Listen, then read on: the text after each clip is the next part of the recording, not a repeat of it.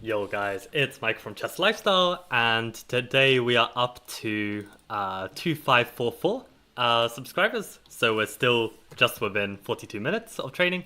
And as I said, I'm promising that I would do a double stream today since I did a half stream yesterday. So yeah, we're gonna do a nice long stream, and actually for today, I thought we could actually take a look at this book by Argard, Excelling at Chess Calculation. And of course, I can't stream the whole book on these streams.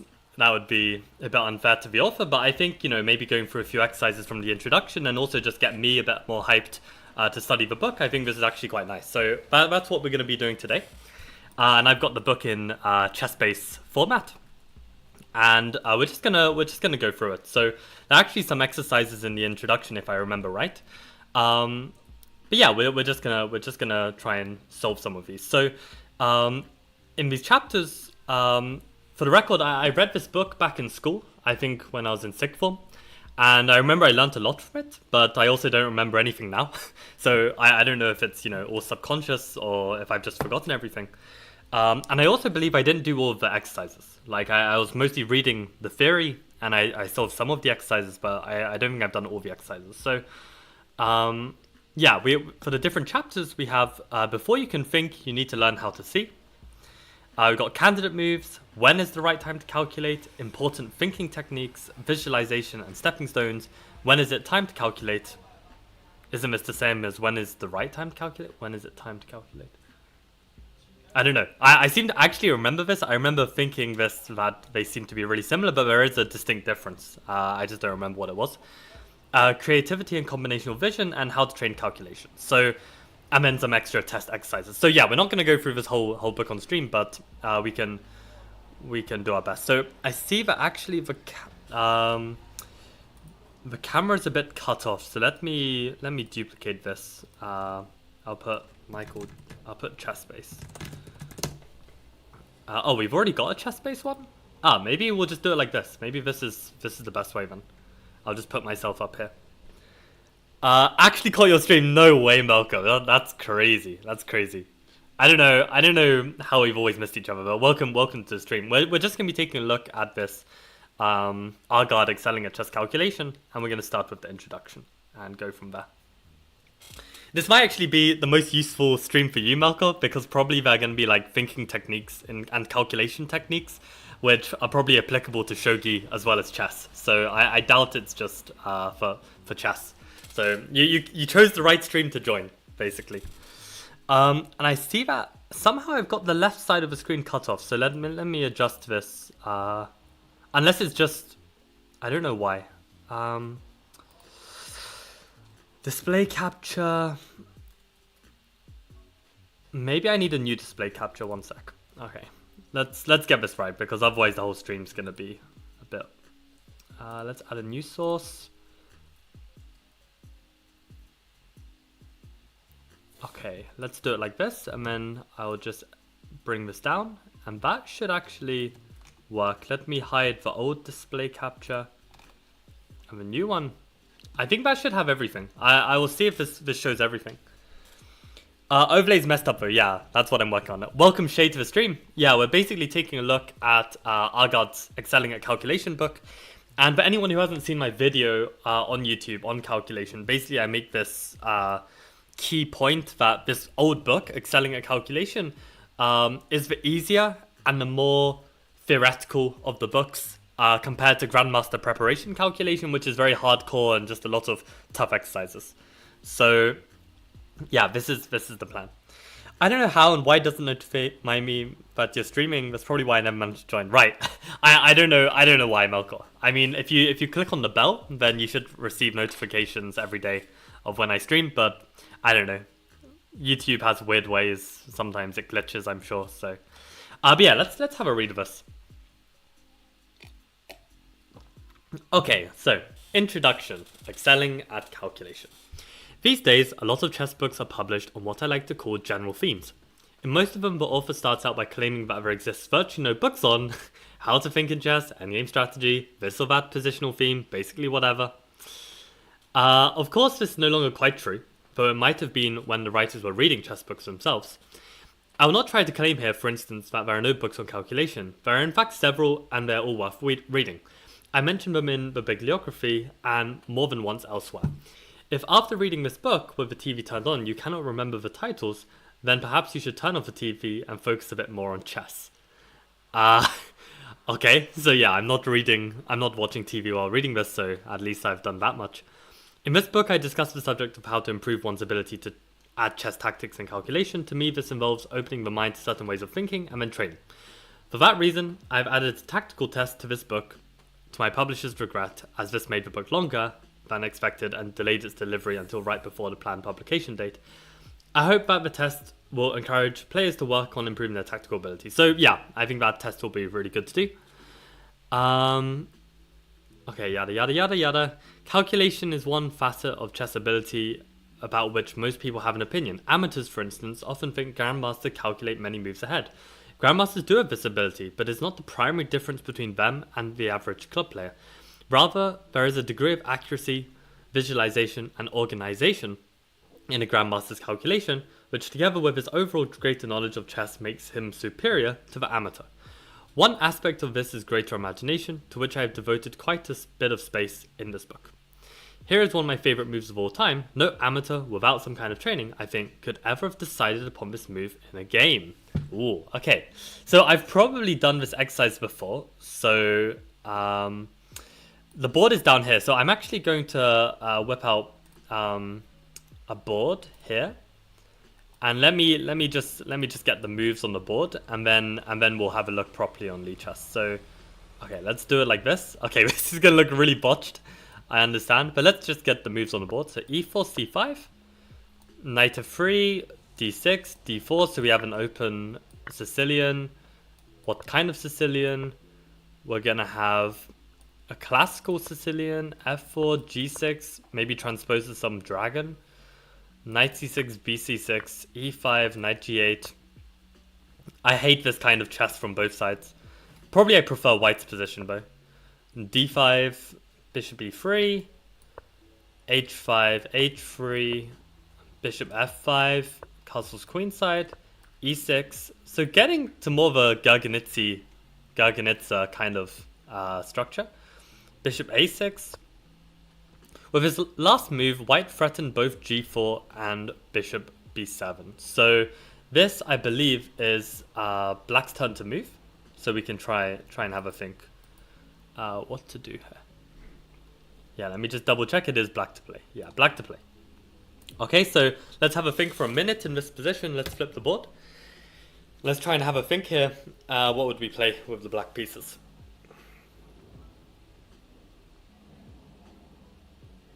Okay, so wait, it's black's turn to play Melkor. So knight b5 is knight b5.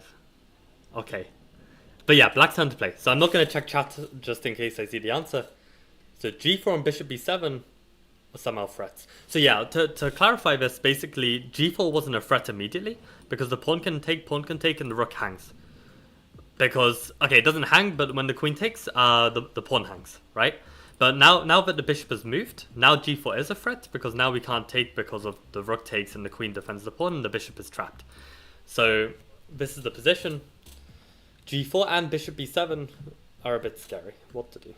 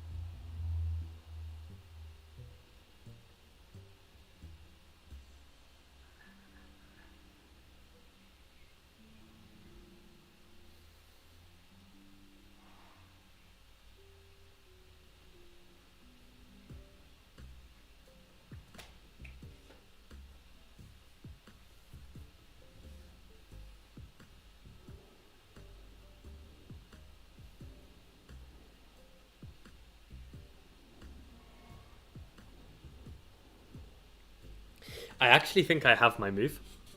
I didn't really come to it with any kind of logic. I mean, there was some logic, I guess. That was a bit more subconscious, but I mean, I need to. I guess I need to calculate it more, but it definitely looks interesting.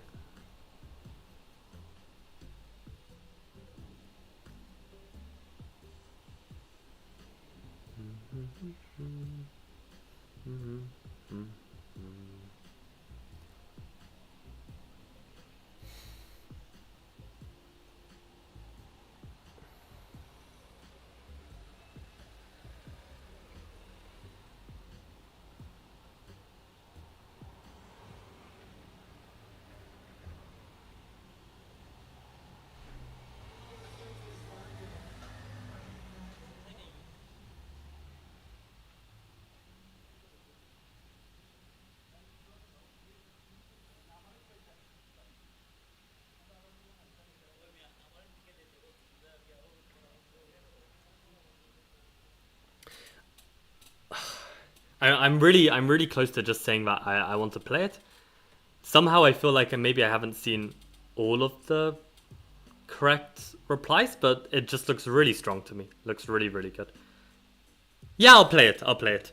Afternoon, Josh. Welcome to the stream. So this is the first exercise from the introduction of excelling at chess calculation, and we're just going to go through some of this together on stream. So this is the starting position. It's Black's turn to play. So what was my thought process like? So okay, the first thing to understand is that, okay, this is still coming from the opening, material is equal. Okay, we have some weird development going on here, but you know, the center is quite closed unless white's able to sack somehow and open it up. Like, this isn't such a big deal. The biggest thing in the position that we need to worry about is the fact that g4 and bishop b7 are threats, which is what Agard said at the start, right? So my thought process was like trying to find a move that kind of deals with both. But you kind of quickly realize that it's not so easy, right? Like, if you do something on this side to stop bishop b7, like, that obviously doesn't, you know, affect over here. And if you try and play a move like h4 to stop this, well, then that doesn't stop bishop b7, right? So it doesn't seem to be a move there. And it was only when I was basically thinking of like my other options, and I don't know really what thought came first, but I think one thought that crossed my mind was, maybe if I try and create a bigger threat. If I create a bigger threat, then maybe they have to deal with that threat, and then they can't do their own plan, right? And the move that came to my mind was bishop a3. Because, first of all, it actually does solve problem number one, like a move that deals with both threats, because I'm looking at this move, and I'm seeing that, okay, of course, b takes a3 needs to be calculated, right? But first of all, if white tries to play bishop b7, I was looking at the idea of just bishop takes b2, king takes, and rook b8. Just pinning this bishop, and basically I'd be very happy here, right? Like, I weaken the king, I even win a pawn, so that looks really good. And if white tries to play g4 here, I was thinking of rook b8 anyway. This was my grand idea, because if they take my bishop, I think my plan was to take on b2. If they move king b1, then I just take the knight. If they come here, protecting the knight, then maybe I've got this queen a5, and I put pressure on the knight and put pressure on the bishop, right? So I felt like this looked quite promising as a line. And then, yeah, if I were to play bishop a3 and g4 and this rook b8, and then they take, then I would follow up in the same way as what I was planning to do had they just taken immediately, which was to play queen a5 and just go for this fork and try and regain my material this way. And yeah, I really don't know if it's actually working, but it just looks so interesting that, like, I wanted to just go for it based on this. I mean, I don't know, maybe bishop b7 is really strong, and I don't have anything. I don't know.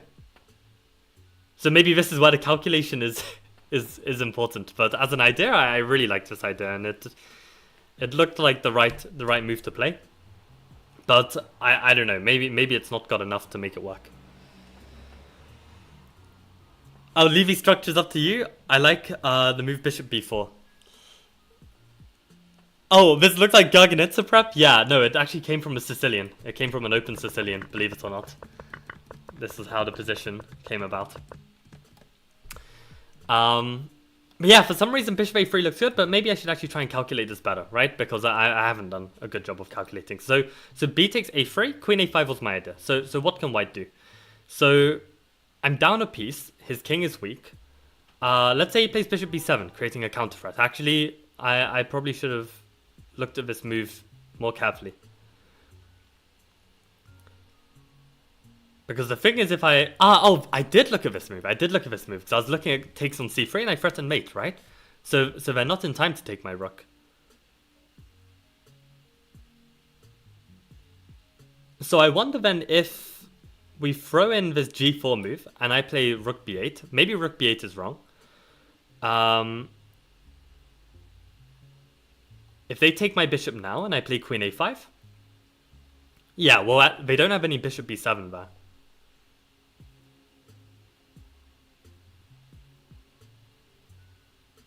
What if they play like bishop d3? Because in this position, if I take the bishop and they take back with the rook, they defend their knight and I'm a piece down. So I probably need to take the knight. But then they can take my bishop and I'm still a piece down, but their king is extremely weak.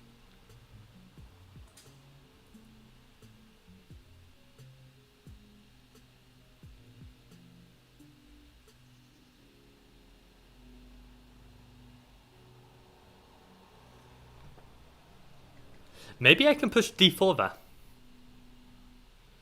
Oh, I don't know though. d4, if they were forced to go bishop d2, then I've got queen a1 checkmate, or queen b2 checkmate. But d4 maybe they can even take, and I don't know if I can take back, because now my queen... Oh no, my queen is not on the line of my king. My king is here, so maybe that's fine actually. Maybe d4 there is actually working. What about queen a5 after g4, straight away? Aha. Wait, I mean, that's what I was saying, no? Bishop a3, g4. Oh, no, I was saying rook b8, right? No, what was I saying? Bishop a3, g4?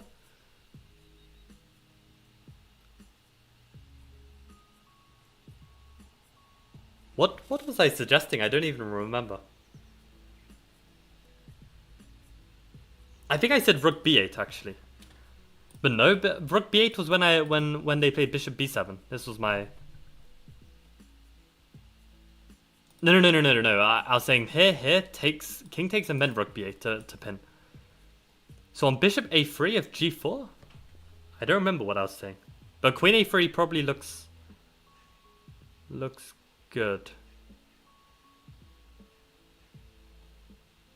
Because I don't think you've got any bishop b7 because you can probably take on b2 and then play queen b4 and pick up this bishop.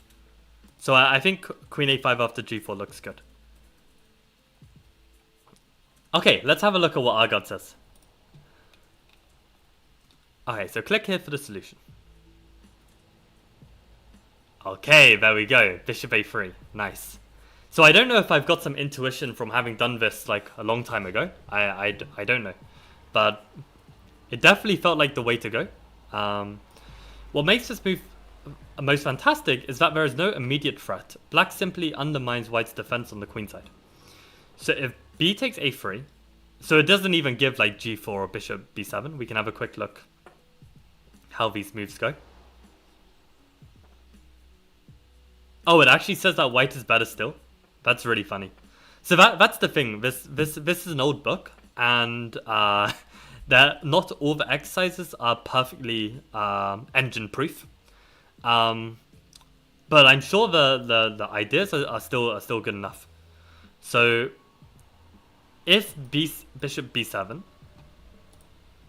then takes on b2 and rook b8, right? This was one idea. And if g4, then queen a5. Okay, nice, Melkor. You got this. I was saying rook b8. Okay, I was saying this rook b8 idea. Aha, I was saying rook b8 with the idea that if they take on f5, I take on b2. But what did I miss? Looks like I did miss something. Aha, just b takes a3. Right, yeah, right. This is what I was looking at. I mean, I wanted to play Queen A5 as a result. Oh, my computer's gonna crash. I don't think it can handle all this.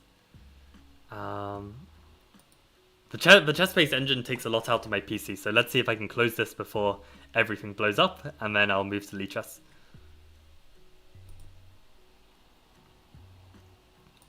You see how these positions are actually very difficult, right? Like, you know, Argod's a grandmaster, and making all these errors in like concrete calculation. Okay, this is bad. I don't know if I'm lagging as well because of this. My computer is just is not doing so well. Oh, is this gonna let me stop? No, it wants to keep cooking. Maybe I can close this. Oh, let's go. Okay, managed to close it. Well, we'll check that line again in a sec, but let's just finish with the engine here. So, yeah, crazy. Bishop a3 is actually not the best move, but Argod really liked it. So yeah, on this g4, I was looking at this rook b8, but apparently this is just not working. Bishop d3 I think is something I was calculating, right? Unless I'm getting confused with my lines again. I think bishop d3 I wasn't sure how to continue. Yeah. But yeah, Melkor's idea after g4 just to play the immediate queen e5 is very nice. So what's the idea? We hit this bishop, and if the bishop retreats somewhere like e2, aha, we take on c3. Okay, I should be trying to calculate this, not cheating with an engine. Yeah, that's very nice. Queen c3. Yeah, this excelling book is already very difficult. Exactly. For 1800 level and above, right. Well, I mean, Grandmaster preparation is Grandmaster preparation for a reason, right? It's like for IMs trying to get the GM. And you get so many people trying to get this book, and it's like really counterproductive. Yeah, queen takes c3 is a really nice move. Okay, so let's have a look at what Argod actually writes. So he says bishop a3. Perhaps stronger is queen e2. And after queen a5, knight b5 with unclear play. So we see Melkor's knight b5 idea pop up again. That's funny. But yeah, the line b takes a3, queen a5, g4, hg, hg, rook h1, rook h1. Okay, I'm not looking at the right-hand side. Let me see if I can find the move here.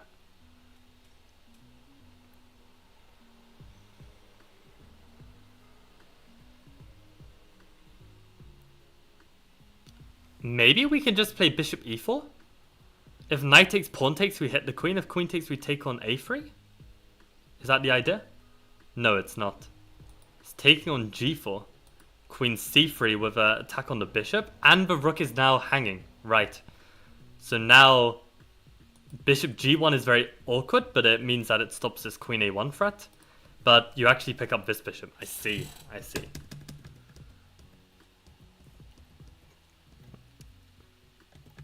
Yeah, so I remembered this bishop a3, but I did not get anywhere near close finding all these ideas. But this was actually a game. That's really cool. And white resigned at this moment. So let's see what Argod has to say about this. Faznaz caught your stream for once. Okay, for some reason this is the stream where everyone is finally able to join for the first time. So welcome to the stream. It's Farin, right? Farin. But yeah, let's have a look. So we're just taking a look at excelling at chess calculation by Argod, which I did a long time ago, but I just wanted to go over some of it again. So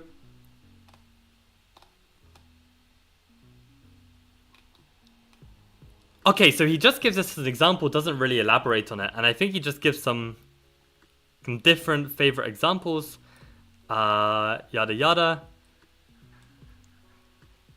Try to give a good overview, say some thanks. Okay, let's start with chapter 1. Because I think that's where we're gonna learn some nice concepts here.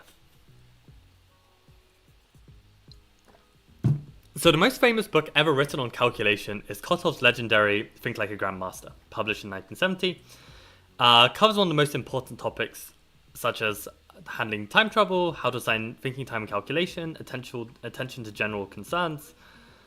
But more than anything, the book is famous for its first third dedicated to calculation of complicated variations.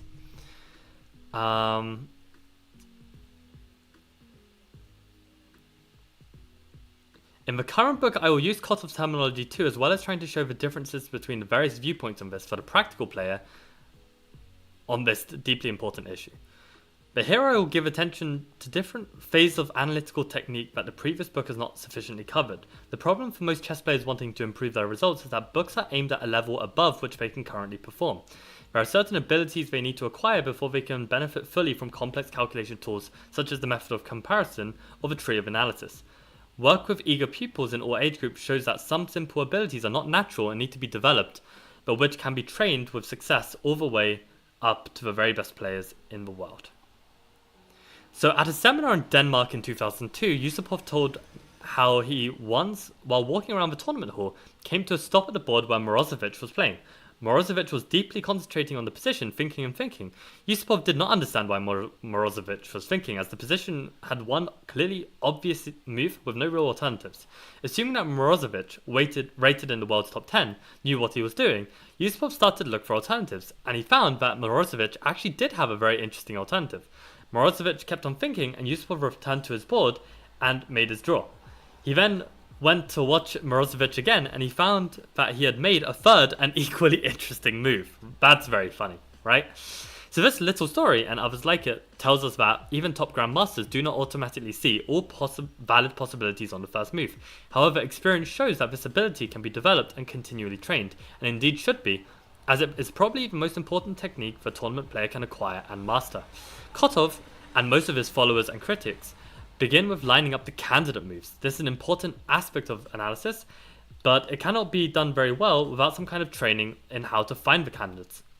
There's more about this in the next chapter, but first let's take a look at the following position and test your ability to see. Try to select 3 possible continuations for white. So this is white to play. I want to get the FEN without seeing the answer. How am I going to do this? Okay guys, I want all of you to cover the right hand side of your screen. I'm going to copy this into Lichess, and we're going to avoid taking a look at this. So I'm just going to put like up a book and just cover this right hand side. I don't want to see the answer. I just want to copy the PGN. And let's go analyze this. Oh wait, I don't want the PGN, I want the FEN, right? Because the PGN is going to show me everything. So, okay, let me try this again. Okay, so I need to copy position. There we go. Yeah, okay, so copied position. This is white to play. Noor against Nilsson. Let's give this a go. FEN. Okay, so this is white's turn to play. Let's have a think.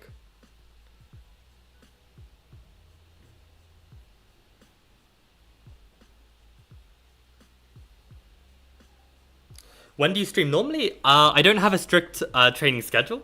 Basically, I just train every day. So it depends when I'm free. Like, for instance, yesterday I had more of a free day, so I trained in the evening. Today I have like a meeting, and then I have some chess lessons, and then I've got a league match. So basically, I have to train during the day, right? So it really just depends. But I try and do my 42 minutes every day. But okay, today I have a bit more time, so I'm doing a longer training session. So okay, white to play.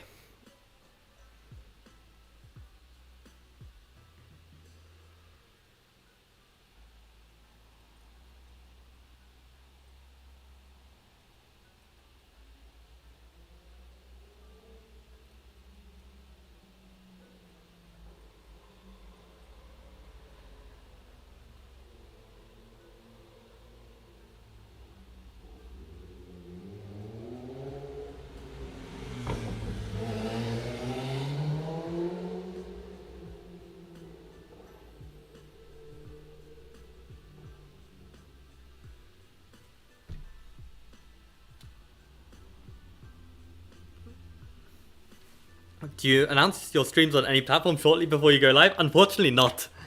No, but if you click the bell notification on Chess Lifestyle, then you should receive a notification within seconds of the stream going live. So that's probably the best I can recommend to do if you want to join for more. But yeah, recently I've been trying to do like some woodpecker methods, so just grinding some tactics. I've been looking at some opening stuff.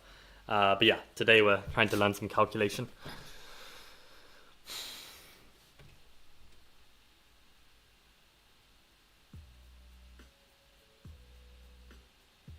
Let me know if the music is a bit too loud for you guys as well. I can always adjust this down a bit.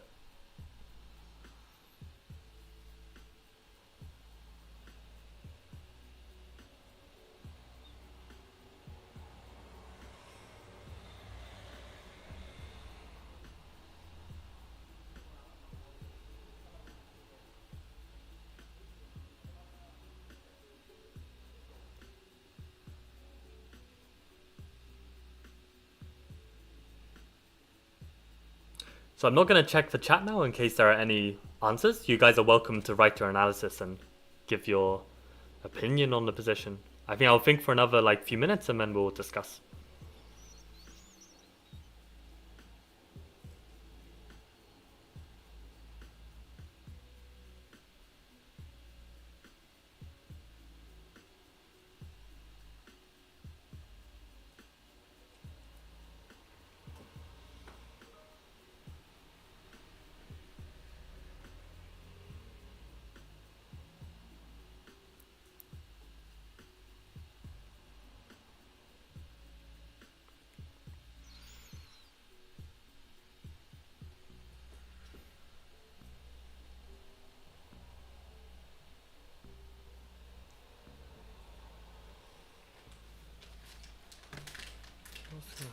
So,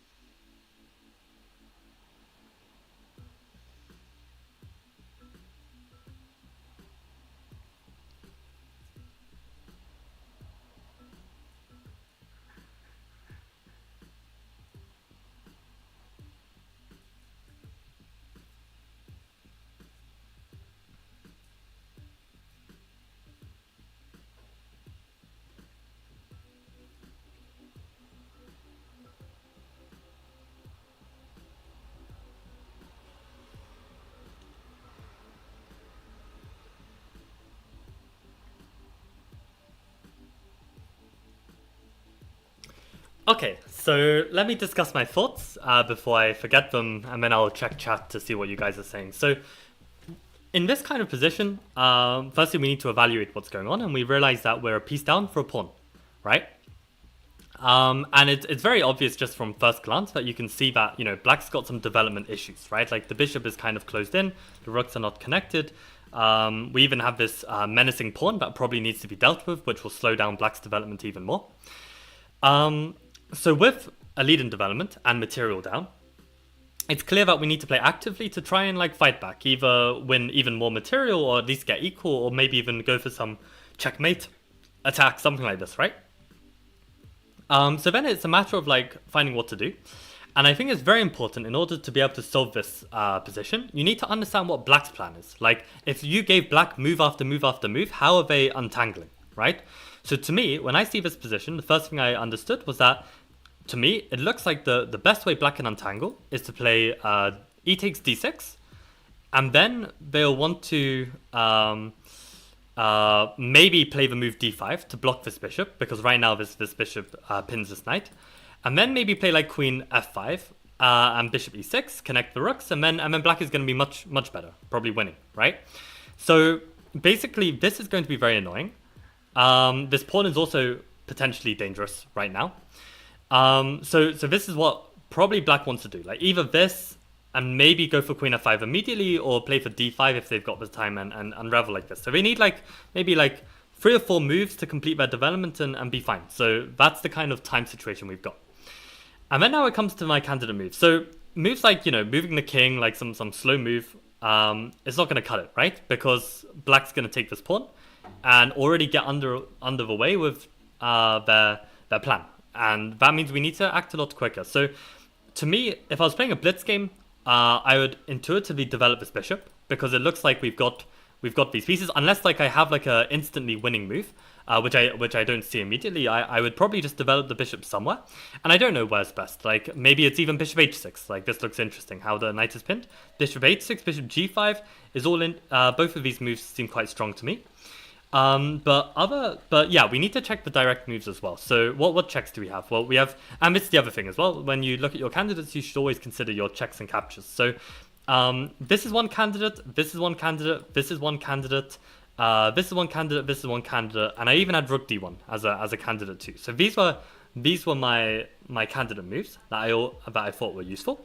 The problem with knight f6, I think very quickly you can see that pawn takes is probably just enough. You block the queen and you lose another piece. I feel like it's not going to be enough. Like maybe you could try and keep something going with rook e7, but I just don't believe it. Like the queen will take back. I don't think you've got enough here.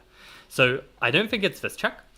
Bishop takes check. It seems like we're just losing this bishop. And the thing is, right now I think the pin is actually stronger than the threat to capture.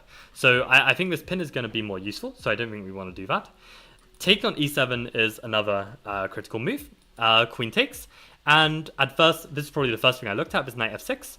But then black can just get out of the discovered attack by taking with the queen, right? So maybe we've got a different move here that could be strong. Like maybe bishop g5 now, for instance, could be really strong. So this is still definitely a big candidate for me. And then I'm also trying to understand these moves like rook d1, bishop g5, and bishop h6. And to be honest, I haven't really calculated them so deeply, and probably I need to work harder on this. So before I calculate it deeper, I just wanted to explain these candidate moves, and then let me check chat and we'll see. So what are people saying? Okay, wow, there's a lot of messages on this chat. By the way, here, if it was blitz, I'd play d takes e7 and bishop g5 on instincts, but let's calculate deeper. Okay. And I suggested a blunder. Okay, I haven't worked out that it's a blunder yet, but yeah, exactly. That was definitely an instinct for me as well. I'm currently looking at bishop a6. I assume you mean bishop h6, Melkor, to distract the bishop and get the possibility to play d7 and knight f6. Aha. Right, so trying to get this motif of knight f6 in, because right now it doesn't really work because there's too much control over this f6 square. So that makes a lot of sense. Okay, I'm looking at the idea of knight g5. Okay, knight g5 was not a candidate move of mine, but it definitely should be. I think this is definitely worth considering. I mean, you're adding more pressure to this pin piece. I think it should be a candidate move. So knight g5, ed6, maybe even knight h7 ideas. Crazy. I mean, to me, knight h7, it feels like maybe I'm attacking the wrong point in the attack. I feel like maybe we've got more hope like to attack elsewhere. But yeah, welcome Jan to the stream. No respect for the working man. I am also a working man. I just work at different hours to you. But yeah, I know what you mean. But yeah, glad you could tune in anyway. Actually, the knight is pinned, so take e7 and bishop g5. Okay, so you didn't realize that the knight was pinned when you suggested that. That's funny. I don't see refutation to bishop h6. Maybe I'm too untrained from chess. We'll find out, I guess. Okay, so I see a lot of chat. Also, Kia says, I like 95. Okay, interesting. So I'm going to try another 2 minutes to try and calculate, determine what I want to play, and then I'll tell you guys what that is.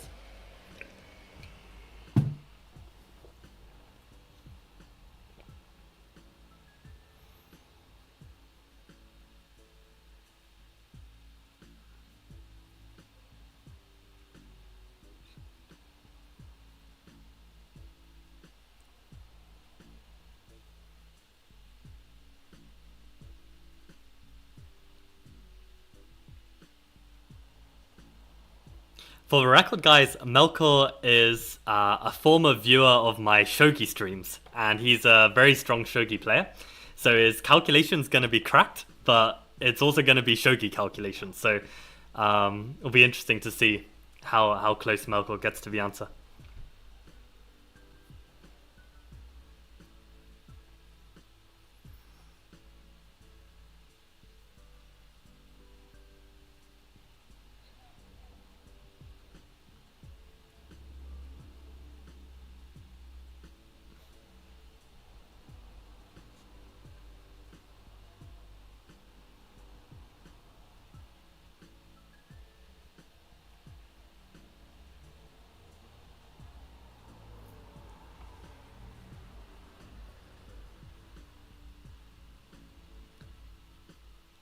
So I'm right now trying. I just went with my gut feeling on a particular move. Maybe I was influenced a bit by chat, and I'm just trying to eliminate it and make sure it doesn't work. But actually, so far, I can't see why it doesn't work. So I guess that's good news, but also, yeah, why doesn't this work?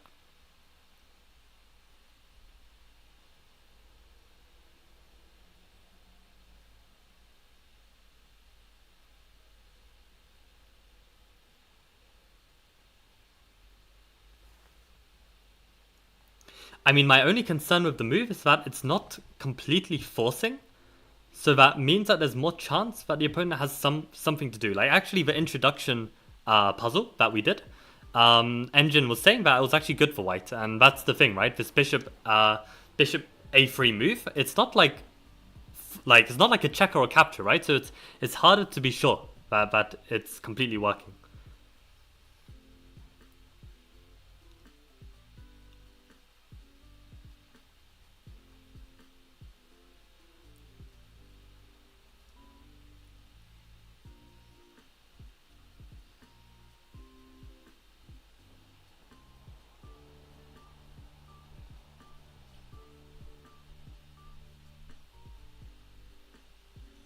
I mean, there's also the possibility that there are multiple good moves here, right?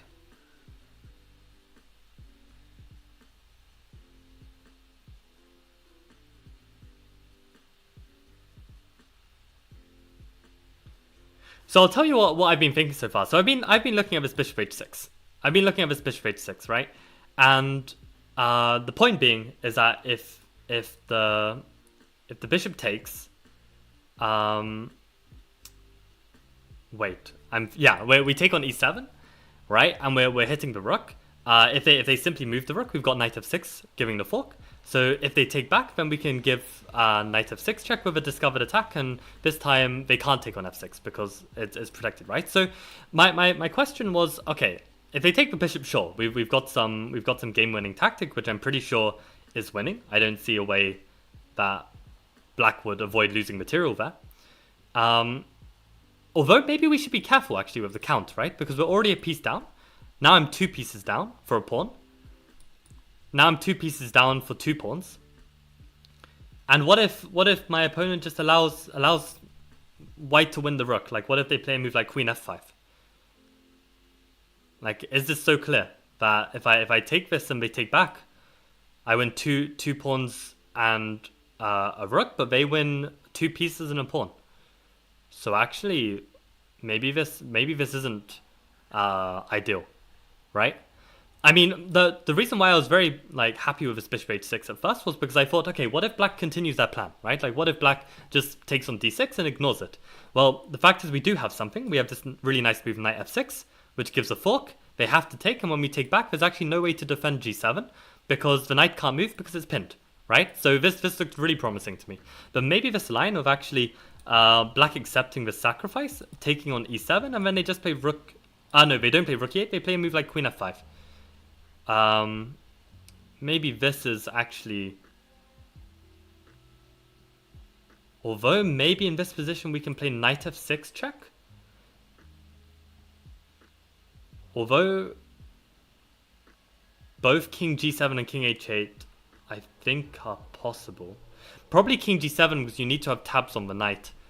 But also queen f5 is not forced. Maybe there's a better queen move. So I don't know, maybe we should try and make something a bit more forcing work. So, for instance, taking on e7. This was a bit more forcing because this time taking on e7, you threaten to win the rook. And that means you're actually 100% up material, right? You haven't sacked anything yet. So if you take the pawn on e7 and they take back with the queen, they're getting closer to completing their development, right? They want to develop this bishop, so we need to be very fast. So what about now, like the ideas of this bishop h6 or bishop g5? Like bishop h6. Bishop h6, they can't take it due to knight f6, and I believe that's winning enough material. But bishop h6 maybe isn't forcing enough, and maybe black could play maybe a move like bishop f5, just completing that development. And if bishop g7, I don't see any follow-up, right? So I don't think it's going to work there. So if pawn e7, queen e7, bishop g5, where can the queen go? Let's say the queen just moves somewhere relatively safe. I don't know. Maybe queen c7 or something. What is the point?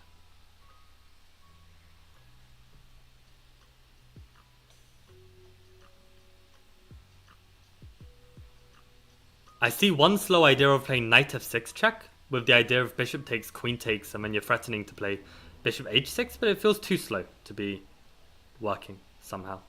Like maybe they can just try and harass the queen somehow. Doesn't feel so good. So I don't see the follow-up actually. This pawn e7, queen e7, bishop g5, queen c7.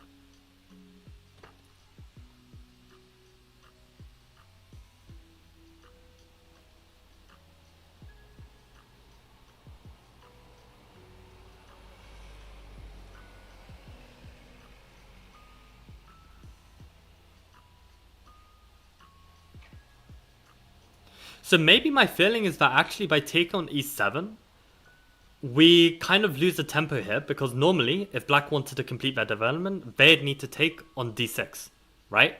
We're instead taking on e7. Unless we have something absolutely concretely winning, then we probably don't want to spend that move. So what about these moves like knight g5 or bishop g5 at the start? If knight g5 at the start, we're threatening to win on f7. Let's say they just play the most natural move, taking on d6, right? They want to continue their,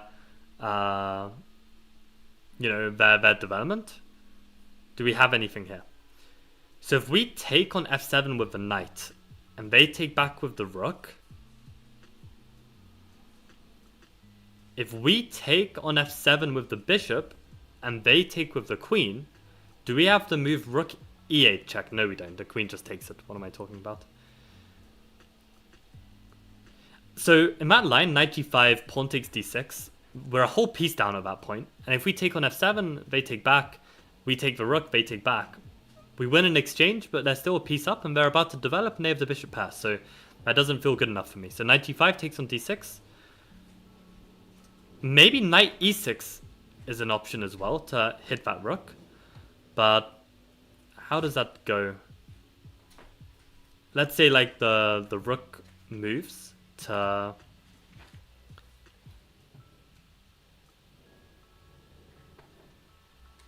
If the rook moves to e8,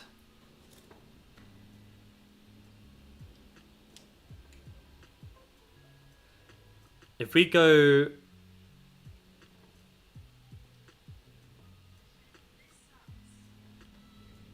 I don't really know.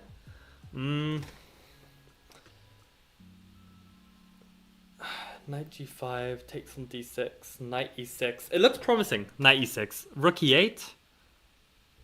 And then what? If we take that bishop on g7, then his dark squares are definitely going to be weaker. Wait, hold on a sec. Knight g5 takes on d6, knight e6, rook e8. If we take on g7, they take on e1 and we get mated. Right? So knight g5 takes on d6. Knight e6, rook e8. Is there anything else here?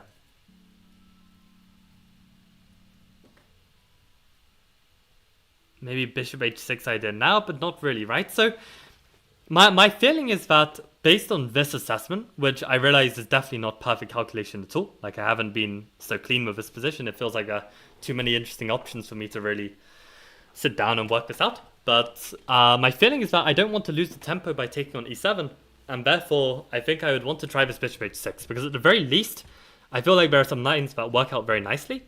And on bishop h6, if the best that black can do is to take the bishop, and I take on e7, and then they have to make a move that allows me to take on f8, at least I win back some material, and I reckon I still have some initiative. So I think it's promising. That's my feeling. So okay, let's see what lines I missed. There's a lot of interesting lines on chat, so I'm gonna have to try my best to go through. Frizz and Faz say d7, bishop g5 is their choice. I should be working on Excel package right now. It's fine, it's fine. I'm sure the company will be fine if they don't make as many millions as they do. Right, people actually have to work. Feels bad. The reason I didn't realize the knight was pinned was because intuitively I figured that getting control of f6 squares screams out to be winning for me. Currently working on the book, still on this chapter, and it's interesting to see how you think about the positions. Oh, that's perfect then. Chidozi.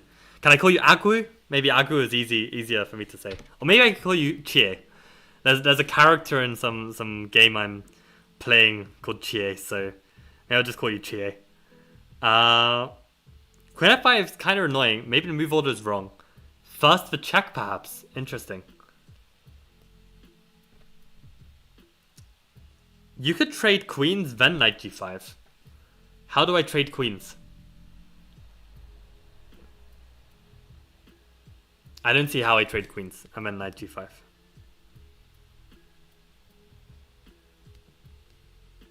d7, queen e7, bishop h6, king h8. Where's the win? Keep calculating, says Jan. d7, queen e7. So, I mean, I was saying bishop h6 at the start, and not to play d7 first.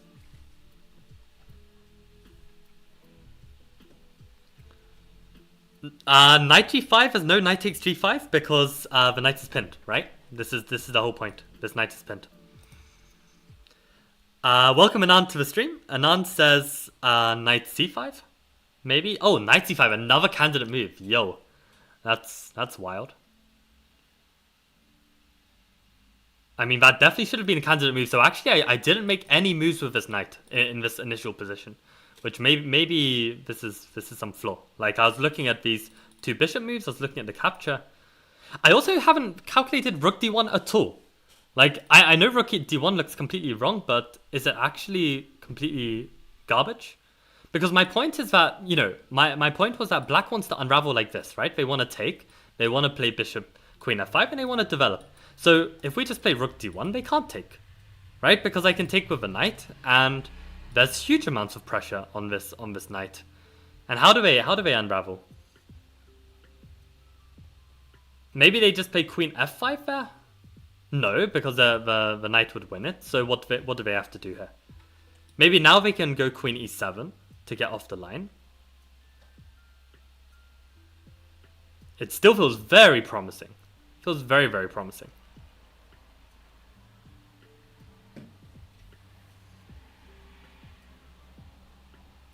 I mean, are we not winning back our material even here, right? We're just taking on. If we take with a knight, and they take back,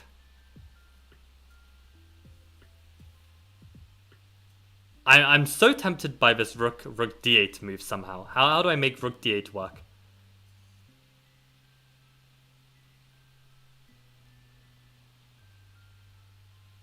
The thing is, there are lines where he can block bishop f8. That's my concern. It still feels very promising. This is rook d1. Because it solves the problem, right? Like, I understood at the start, this is how they unravel. So if we can stop that, then that's good. But rook d1, what if they don't take the pawn? I mean, taking the pawn, it looks really bad for them. But maybe they can play a move like e6 or something. Like, can they do that now? But actually, e6, it weakens the dark square so much. Now this bishop h6 again looks really, really promising with this knight f6 threat. But here, maybe they have time to play a different move, because now, if I ever play knight f6, bishop takes, queen takes, the knight is no longer pinned, and the knight can move. Right? So that actually gives them a free move, so I don't really like that.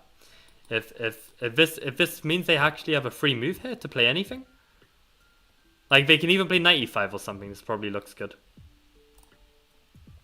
So rook d1 somehow feels too slow, actually. So I don't know. Okay, I think my answer would be bishop h6. I feel like this has made the most sense to me so far, but I guess we'll see. And we'll have to look at what the engine says as well, because we probably can't trust Argot. But let's have a look. Oh wow, this is a lot of text. This is probably going to take up the rest of the stream. Just, oh my god. Oh my god, the amount of analysis here. Okay, let's get into it. So let's look from the white perspective, and let's see what he says. So in this position, white was soon lost after knight g5. So knight g5 was played. Interesting. ed6, the most natural move to try and unravel, and knight e6. Since black had he been... I don't know, I guess the sentence was wrong here. Since black had he been trained in looking for candidates, he could have used the unprotected rook on the first rank to eliminate the unpleasant knight by the odd-looking queen e8. Pinning the knight and preparing bishop takes e6, thus securing the king and his material advantage. The more natural queen c6, forcing an endgame with two minor pieces against rook, should have also won easily. So what was played in this position? This is so ugly to read. I'm so confused. So okay, let's continue with this line. I guess basically. Oh, he's saying. Oh, I don't even know. I think maybe queen e8 was played and this was good. I think this is the point. But instead of knight g5 in the starting position, white had two equally interesting opportunities, both leading to sufficient compensation for the piece. But before we turn to concrete options, let us linger a second to consider the abstract objectives in this position. White has sacrificed the piece in order to attack. He needs to either regain his material or equivalent material, or deliver mate in order to justify his actions. That's exactly what I said, so I'm glad I said that. There is no doubt that he has the initiative, but in order to take advantage, he needs to bring all his pieces into play as quickly as possible, to gain a majority at the scene of action in order to fulfill his objectives. Less abstractly, this means that he needs to get his finger out and get the queenside into play. This is what we would expect a grandmaster would most likely try and achieve. The first of the two relevant candidates is the following: d7, queen e7, bishop g5. So good job for people suggesting this. This is the most logical and simple way of mobilizing the queenside. f6 is under attack and white develops the bishop with tempo. Soon the rook will enter the action and white will have a move or two to start a direct assault on the black's kingside before black is able to develop his own pieces from the queenside. Quick analysis shows that black should probably respond with queen b4. So here I was suggesting queen c7, and here rook ac1 with tempo, queen d7, and bishop f6 is similar. It is not easy to imagine a line where the rook is worse on c1. So had black just played queen d7 after bishop g5, this is a better example. And then there's this very nice move, bishop f6. So how many people found this bishop f6 idea?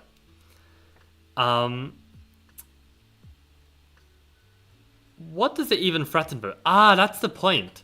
So the thing is with the queen on c7, these bishop f6 ideas aren't really working so well, I think, because black can just play bishop f5, and you don't really have a follow-up. But if you can force that queen onto an uncomfortable square, and I guess, the queen can't hide on b8, because I think you've got bishop f4, and any bishop takes can just be take... Oh no, the bishop can't take the bishop. Maybe it can, right? Bishop takes bishop, queen takes e5, and knight f6 picks up the queen again. So maybe queen d7 is forced, and then this bishop f6 idea is working really well, right? So bishop f6, queen f5, trying to defend, and queen c3. Aha. And now somehow the pieces all flood in, and it's enough to be winning. So the best move actually after bishop g5 is to play queen b4. This move did cross my mind actually, this queen b4. I just felt like maybe it's a bit closer to white's pieces and a bit more vulnerable, right? But this is probably best. If he has nothing better, white at least has bishop d2, queen e7, bishop g5 with repetition. Though now, knight g5 looks far more tempting. Sometimes it is enough to know that you have a definite draw in order to go for a line, especially if that line includes the sacrifice of a minor piece, a rook, or even more. Right, so this is a very, very useful tip. Like, this tip should not be understated. Like, if you can see that you've got at least a draw, then you know the worst case scenario is that you draw. And maybe you even have something more. So this is definitely a good way to think. However, some unimpressed youngsters and the equally unimpressed Fritz 7 came up with the move bishop h6. So Melkor, I guess you fall under this category. So yeah, bishop h6, double exclam. The main idea is not hard to spot. If bishop takes h6, then d7, and white wins a lot of material due to knight f6. He cannot play e takes d6, the most natural move, because of knight f6, and bishop f6, queen f6, so this is what I saw as well. Nor can he play queen f5. Did I look at this move? I can't remember, did I look at this move? I'm not going to look at the right-hand side for a second. I'm going to see if I can find this. If I take on e7, what was my main line here, actually? No, my main line was to take on h6. My main line was to take on h6 and then basically just ignore the fact that the rook is being taken. So maybe I didn't calculate this queen f5. It's queen a5. So what would I do here after this move?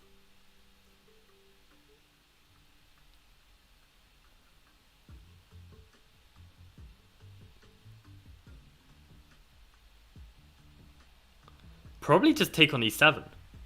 But take on e7, maybe they take on f3, I take on f8 with check. And maybe they take back with the bishop.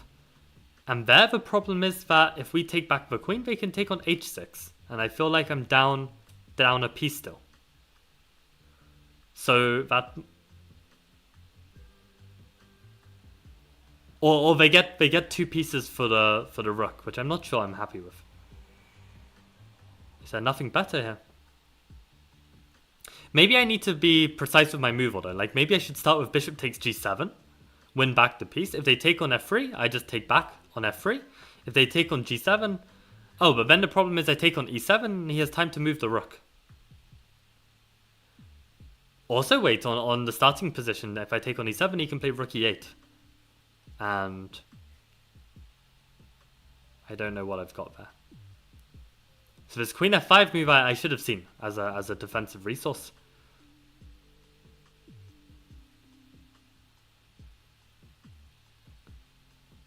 Chie, seeing how much I'm struggling with this, I hope this gives you like some hope.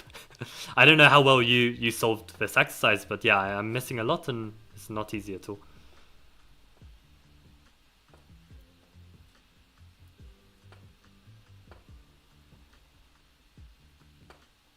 Maybe I can somehow finesse the move order, right? If I take on e7, they play rook e8, maybe now I can take on g7. If they take on f3, maybe I can throw in knight f6 check. If they don't take my knight, they take the bishop, I can take on e8 with check, which looks very good. So takes on e7, rook e8, bishop g7 takes the queen. Knight f6, they take my knight, I take back with the bishop. And how do we feel there?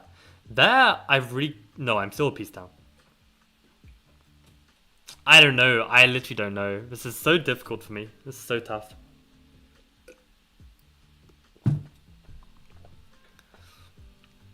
I mean, this is why, like, okay, I'll say this every single time I solve calculation exercises like this, but this is why I don't play this style of chess. Because it's so risky. It's like, you know, either you find all of the moves and you win. Sometimes you may even play into this position and you don't even have a win. But it's like, why would you take this risk? There are so many like easier ways to play where you can just kind of like slowly strategically outplay your opponent and win. Like, I realize maybe if you're like a 2700 and like that slow strategical way isn't working out because your opponents also know how to defend perfectly and you just get nothing from the games. But even so, even there, you've got like strong 2700s who are very strong positionally. I feel like it's just the way to go. Like to play into positions like this, it's just madness to me. Unless this is your 100,000,000% strong suit and you are sucking at every other aspect of chess, like it makes no sense to go into this. So okay, let's see what it says. So d7, queen f3. Aha, so what about this move rook e8? This is what I'm curious about as well. I won't turn on engine just yet, but this is, I did calculate this line as well. Oh, knight d6. Ah, I didn't see far enough. I missed this knight d6 move. I looked at this move, you didn't, I think. Yeah, bruh, I didn't. I think there's some rook d1 in the line. I wouldn't be seeing much more clearly in 720p. I would be seeing, I mean, when I see it on my phone, it looks completely clear to me. So I don't know. It is risky for you, then it's risky for your opponent as well. I guess that's true.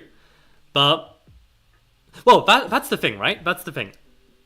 When playing with the black pieces, I think it's a very good strategy to play aggressively. Because with the black pieces, you can't take control because you don't have the first move, right? If you try and play in a solid way, you often get these kind of more passive positions where you're trying to withstand your opponent's positional play, and that's not great. Which is why I'm liking these very offbeat kind of black lines.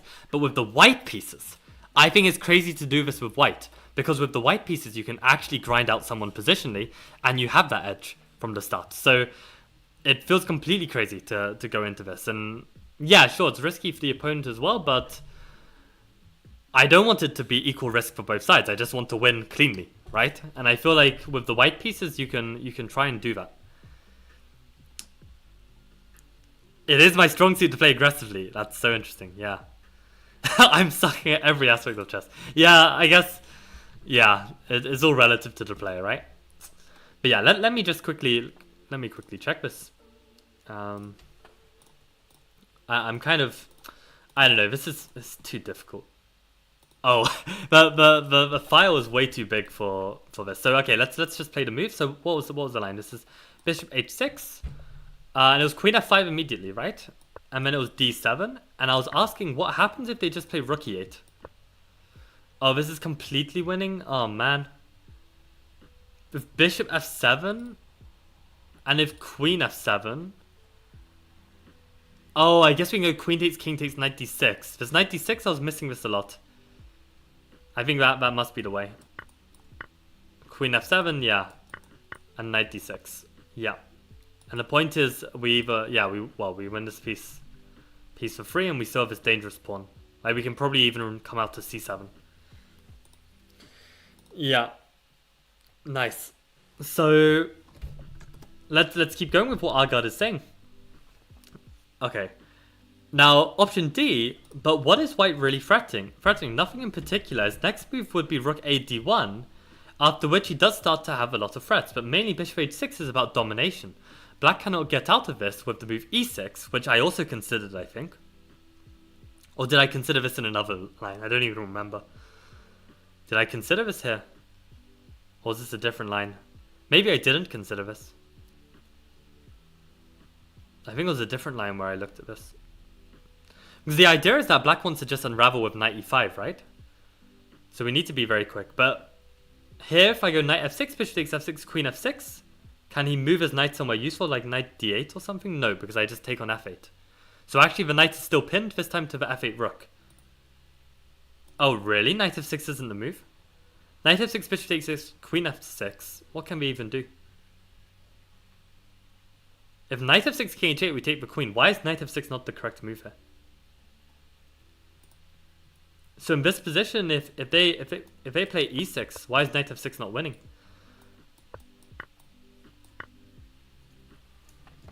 The bishop is hanging. Oh, I hate this. I hate this. I literally just lost the game. For God's sake. I mean, this is why I hate this kind of chess. I hate this kind of chess.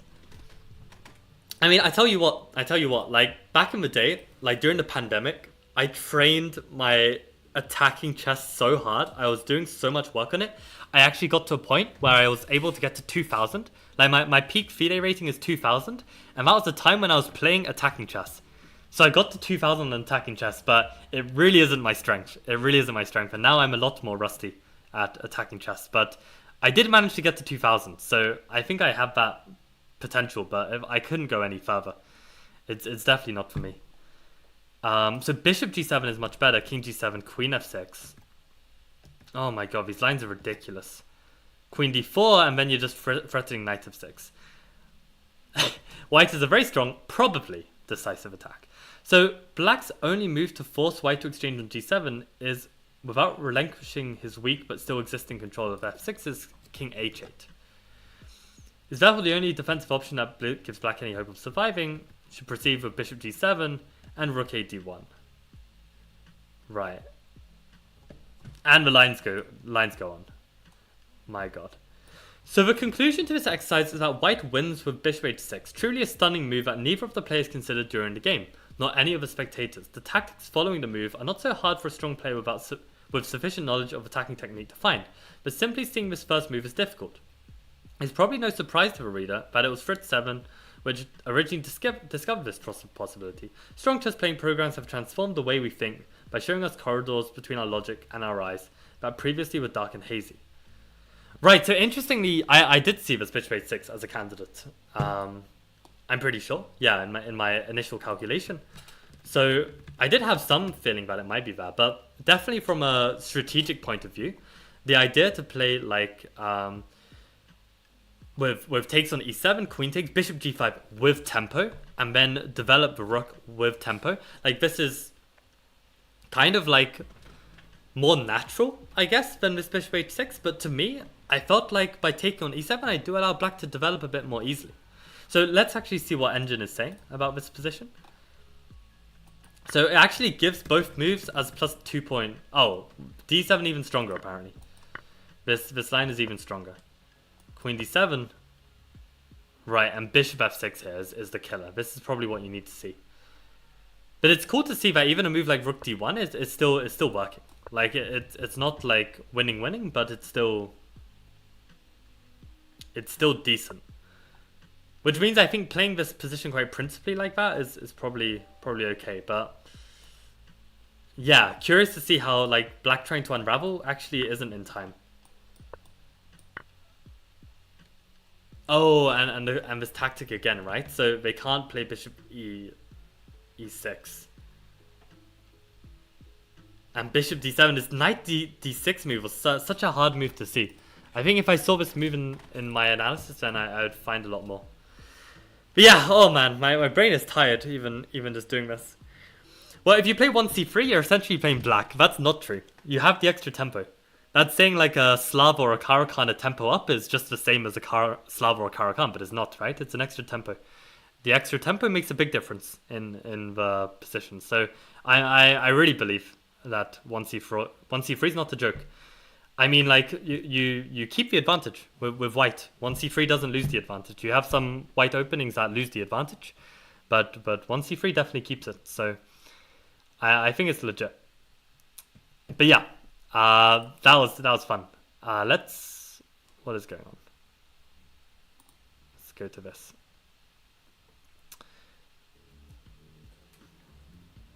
Okay, so yeah, let's now. Oh my god, let's see all this text. Wow. Okay, let's read this. I'm gonna drink some water and then we're gonna go through this. Okay. So let's return to the issue of seeing through the eyes of a human. When Kotov writes that we should select a limited number of candidates to calculate, he actually skips the most important part of the process. Finding moves is by no means easy. What young players normally try to do when they follow Kotov's advice is look quickly at a few possibilities and then try to calculate them one by one, as directed by Kotov. Again and again, then they flip to the solutions, or these days compare their thoughts with a computer, and find that they are way out in the haystack. And that if the needle was anywhere to be found, it is sitting in their own behind. Often they simply do not find the best first moves, and instead of accepting this as lack of technique, they get frustrated and lose belief in themselves. Unsurprisingly, they quickly lose interest in a type of exercise which is very difficult and give them nothing but failure. This can be compared to people starting out in jogging, unaware of the time it takes for the body to build muscle or simply get warmed up. Many other cases of people stopping again, assuming that the pain they get in their calves is due to a problem with jogging or their legs, and simply not jogging technique. Because how difficult can it be to run a mile or two? Well, it takes 8 to 12 minutes for the body to warm up, and if you start too quickly, then you'll inevitably suffer and have a disappointing experience. The same goes for training calculation. Searching for the candidate moves is not an automatic process. The mind usually does not work logically, but intuitively. Searching the board for possible moves is neither automatic nor something that will happen automatically once you know you need to do it. You need to train at it. Some people claim that they end up playing their first idea 75% of the time or even more. A bit like what Faz did, right? He looked at this idea of this bishop g5, take on e7, bishop g5, and then he ended up playing it, right? So does this mean that we actually see our best move immediately in 75% of cases? No. This phenomenon can be explained by several factors involved in the decision process. First of all, we have a natural tendency to want to play the move we selected for us by our intuition, and our subsequent thought process will often become an attempt to prove the correctness of our intuitive choice, or else we simply play the move because of the feeling that it is right. Secondly, if we are not very good at selecting candidates or really looking for other options in a position, we are not likely to find alternatives to our first thought. While if we do not select candidates at all and simply skip the search function, we're not likely to have many alternatives. Furthermore, the 75% does not tell how many times the first move actually is the best move in a position, nor about how many of these positions might be deemed critical. Obvious moves do exist, even though we might try to keep the above view support, for example, in mind. And often the obvious move is the best move, whether we try to find superior alternatives or not. How much of a 75% remains if we take all these restraints into consideration?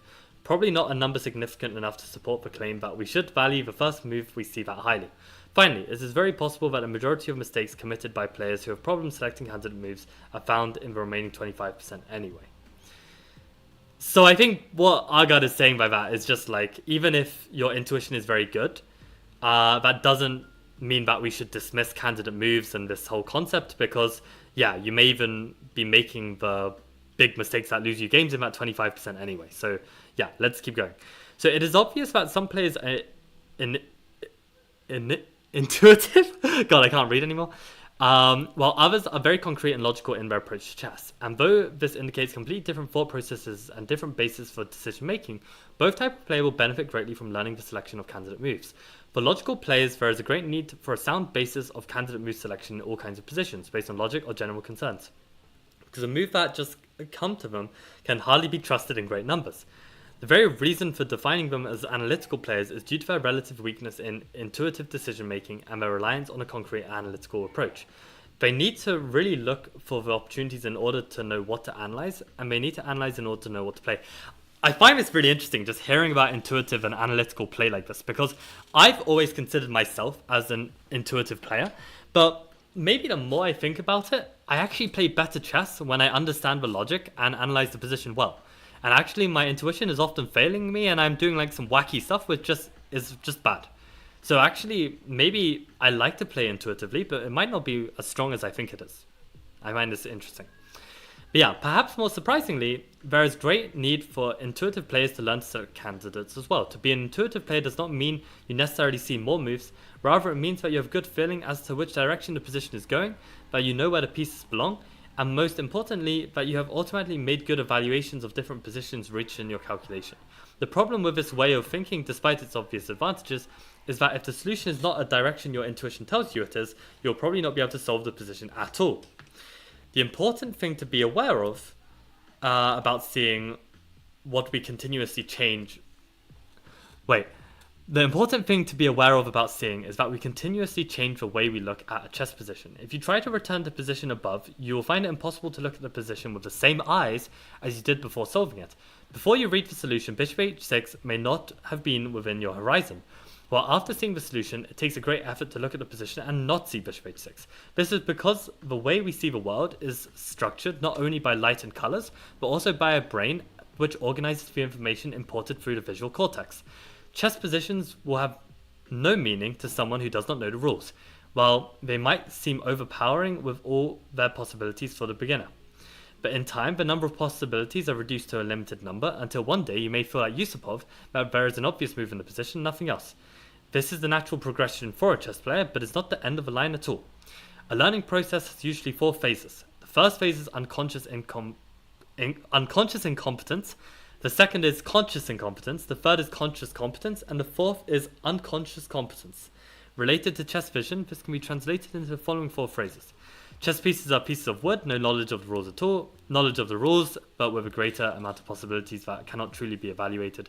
This is the situation of a beginner. All legal moves are possible candidates. A greater knowledge of chess and the evaluation of moves, the amount of possibilities become greatly reduced. This level of club play and developing players.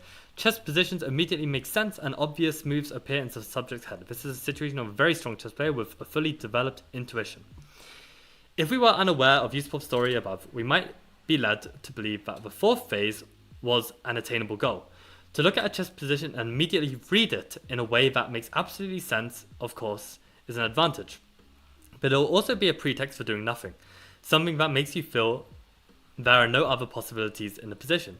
This actually comes pretty early on in a chess player's progress. In his entertaining and rather philosophical book, Creative Chess, Avni divides the development of the chess player's imagination into 3 stages. Everything may be right, everything is possible, there are no principles, no guiding laws. Everything that falls inside the frames is possible, the rest is wrong. Everything that falls inside the frames is possible, the boundaries between frames and the surroundings are not rigid, so what is outside the frames can also be possible. Okay. So any move is possible, number of possibilities is highly limited, and no other possibilities are concerned. Few moves are considered, but all options again become open. And this final point is very similar to what I learned from my training seminar, my FIDE training seminar with Jankovic and Ivan Sokolov, where they were discussing this concept of how Magnus really plays on all 64 squares. Like, there's not a single move on the board that Magnus isn't considering in a position, because every square has potential, even if it looks completely unintuitive and looks stupid. Basically, all options become possible, right? So, in chess, realizing that we cannot and do not see everything immediately is highly important for the development of our thinking abilities. Before we can say select candidates, we need to talk about the ability to find moves. This is a kind of chess vision and is a methodology that will prove very helpful in our practical games. Chess vision can be developed quite easily over time through the solving of different exercises. For example, exercises specifically designed to develop chess vision. A much more common type is solving simple combinations. Some people claim that you should not solve 2 easy combinations, which is true, as long as we add the word exclusively. Exercises that can be solved simply by finding the right combinational motif are good for improving your chess vision. You can never do enough. Another way is by solving very difficult exercises. The following study is a good example of possibilities in chess. Right, I seem to remember this one, and I don't know if I want to do this again. Let me just think. There's another. I might skip this one, you know. This is a knight endgame. And basically it was this like crazy endgame study where basically there are a bunch of different candidates with the knight. And basically there's one way that manages to win somehow, I think.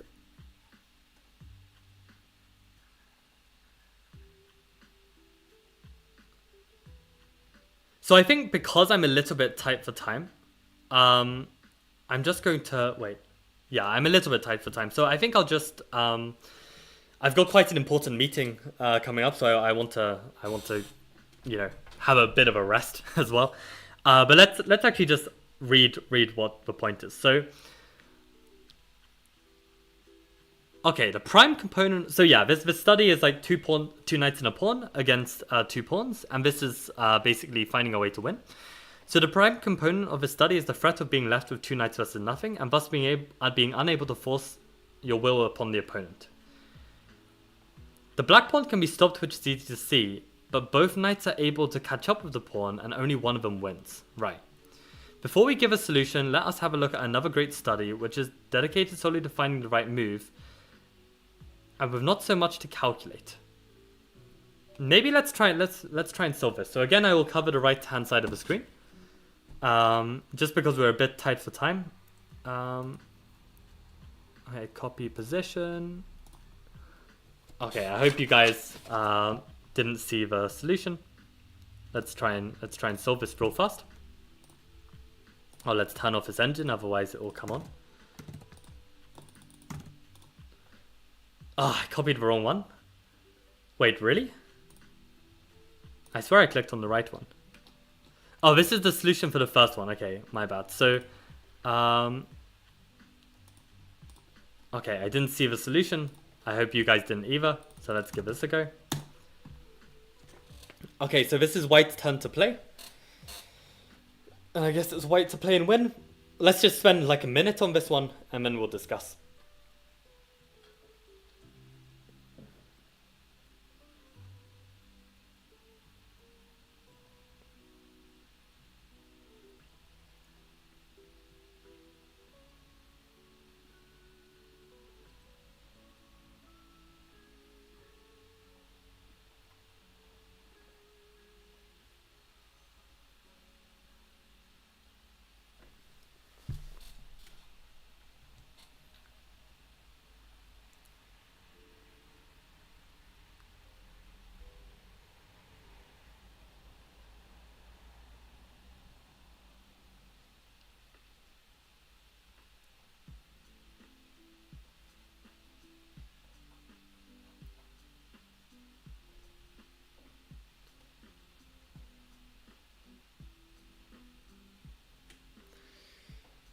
God, there's so many candidate moves again. At least to me.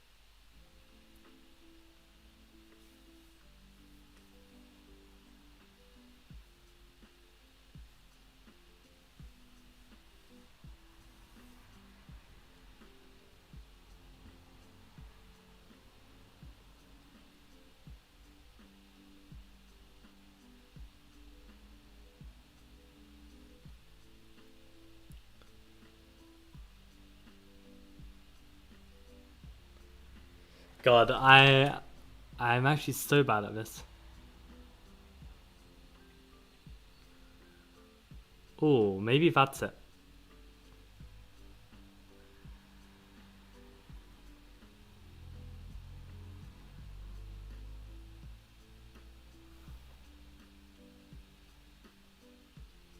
Okay, I think I've got the answer, but I'm just gonna double check.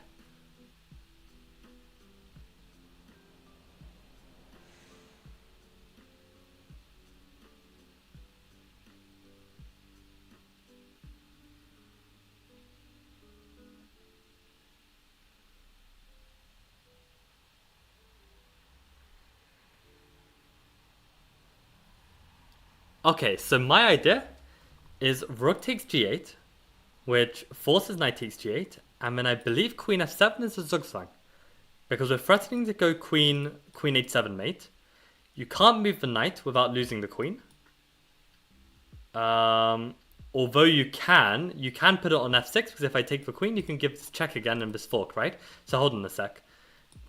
Knight takes queen f7. Is knight f6 really possible? Find it hard to believe.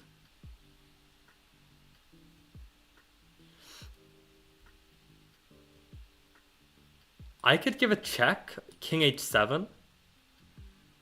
And I could promote double check, so that's winning. So yeah, rook takes, knight takes, and queen f7. So the idea is I'm threatening mate. I'm also threatening to win the queen if the knight moves. And if the queen moves anywhere, well yeah, I'm threatening mate, as I said. So I feel like this is just winning. Unless, is there like some stalemate idea, which I'm forgetting? Because if not, this looks really good. I think I would just do this. So let's see what people are saying.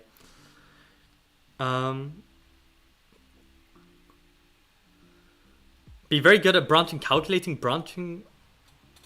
You have to be very good at calculating branching variations. I'm terrible at this. Yeah, it's tough. It's tough.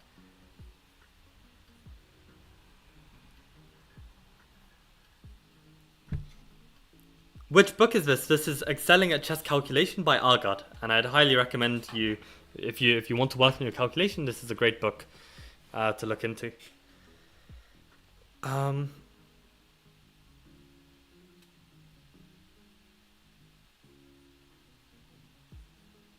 I think the issue is that in a game you don't think about this, unlike a book that states look for all possibilities. Aha, so you feel like, well, this is the thing, right? When I went to Turkey and I did this training camp, I learned that actually the former top 100 Grandmaster Dragan Solak, he said like he really does consider every possibility. Like he's eliminating moves all the time. Like to solve this for sure, he would have considered the king moves or the queen moves or the rook moves. He would look at everything, and he'd eliminate it down to the answer. He wouldn't like play it so intuitively. But I think everyone is different.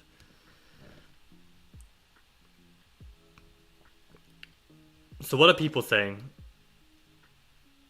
Okay, so yeah, we got Jan also finding this rook g7, knight g7, rook g8, knight g8, queen f7. Is chat fully loading? Chat is not fully loading, so I'm gonna have to refresh the chat. One sec. Okay. After queen f7, I don't think you're threatening mate.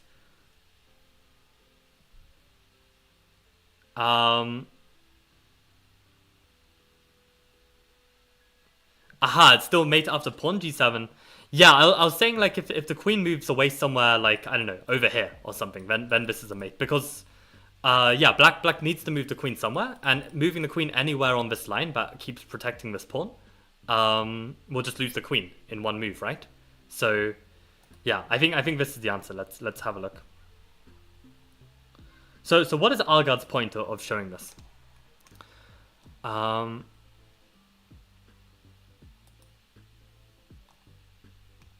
So it's knight g8, knight g8, queen f7 has a stalemate defense, bastard. No. Oh no. Queen f8. Oh my god, guys. Queen f8. I mean, it crossed my mind, right? I was like, wait, this is too good to be true? Is there like stalemate? But I didn't find it. Oh, queen f8. What a move. So white still needs to find a different way to proceed. So the reason why this is stalemate, okay, why can't white just make a move like, I don't know, king e5 or something?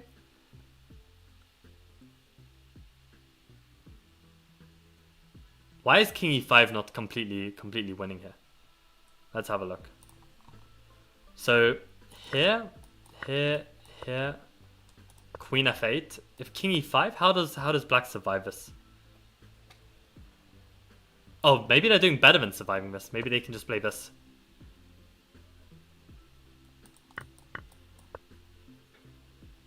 And yeah, they can definitely draw this, I reckon. I reckon this check will always draw. I think a lone knight can stop this pawn, no problem.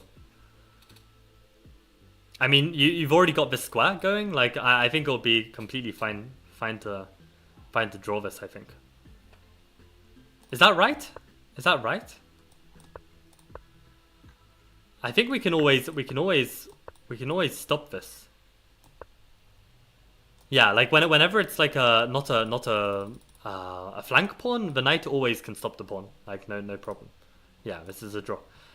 Okay, interesting. So that is why in the starting position, yeah, I saw the answer. I don't know if you guys saw it, but we can try to calculate it together. It's queen takes g8. Incredible. Queen g8. And how does it work?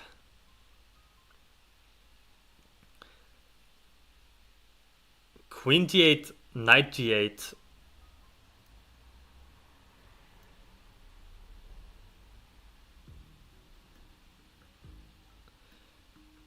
Oh, don't tell me it's the same.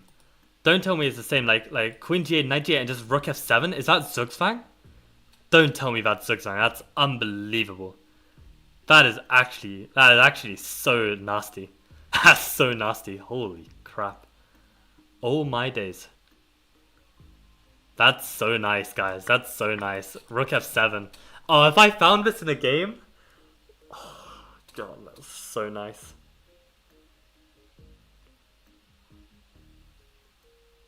Jesus Christ. Yeah.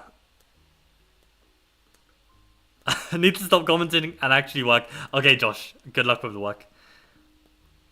I'd rather go king g3, but no difference, you're right. I see. And yeah, this, I believe, is winning. Unbelievable. Unbelievable. What a move. Okay, so let's see what Argard is saying with this. So, one problem with study solving is you cannot help but wonder if there are any pawns on c5 or c6. Huh? Oh, wonder why there are pawns on c5 and c6. Oh, I see. That's the situation here.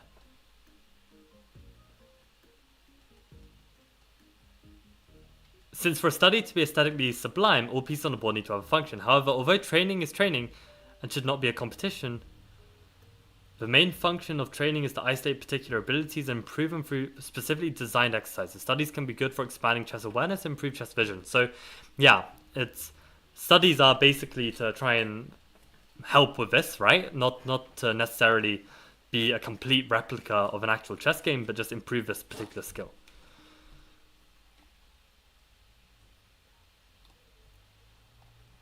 So you want to try and build confidence and motivation with not doing too difficult exercises, solve exercises of medium difficulty, a balance of pleasure, and also developing particular skills. So what did it... Okay, add a final word in this chapter. When solving tactical exercises whose main idea is simply to find a move rather than calculate accurately, you will need to learn to look for moves. Important abilities to take to the board, where you'll be able to find additional possibilities again and again. In this book, we shall return to this ability repeatedly. The important thing to remember is that moves are not all visible by themselves. Even after lengthy training in chess vision, many moves will have to be found. Solving exercises with this theme. Okay, so I think basically Argard is just basically setting up this topic. I don't think he's really going into like any tangible things we can take from this, except for the fact that this whole concept is very important. And I think the second chapter on candidate moves is going to be looking more into this topic. So I think I can probably get away with having a look at this second chapter. As I said, I can't go through the whole book. That wouldn't be fair. But yeah, I'm definitely going to be trying to go through this book before my summer tournaments. I've got like a week free before the summer tournament, so I'm probably going to do that then. But probably we can try and do this candidate moves like on another stream. I think we can try and do that. So yeah, that was a good sesh. There's one thing from here that I found very interesting. There was one piece of advice somewhere in this. Wasn't there something?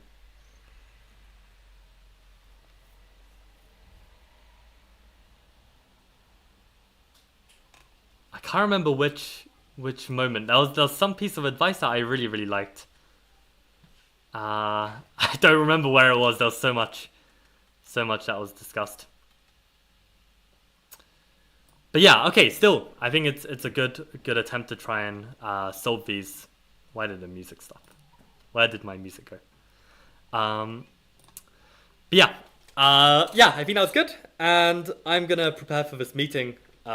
Make sure I've got all my notes for it. Basically 2 weeks to go pretty much till the release of 1c3 Venom, which is going to be very exciting. And yeah, I'm going to be talking to some of the marketing team about some of it, so that'll be good. Yeah, this is quite beautiful. Like, pawn under promote Sume to prevent Uchi Fuzume. I actually don't know what Uchi Fuzume is.